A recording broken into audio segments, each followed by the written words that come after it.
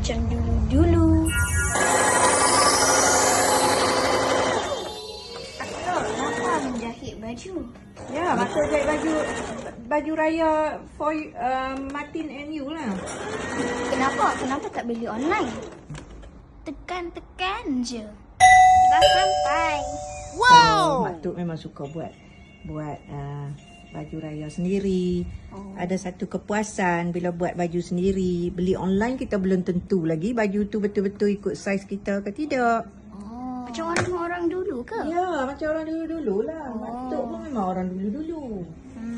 Ni baju siapa, Mak Tok? Ini baju adik Aidin lah, baju Ayana yang Mak Tok dah buat untuk raya. Cantik tak? Cantik. Pandai Mak Tok jahit. Mak Tok, kenapa buat ketupat? Kan hari raya dah dekat. Ya, tetapi kenapa tak guna beli online? Tekan-tekan je. Dah sampai. Kan Mak Tok tak pandai lah online ni. Lagipun setiap tahun kan Mak Tok memang buat ketupat sendiri. Kan Mak Tok kata Mak Tok tak pandai tekan-tekan. Mak Tok buat sendiri senang.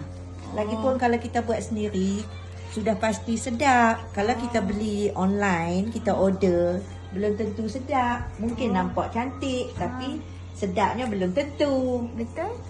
Mak Tok punya ketupat memang sedap. Tahu tak apa?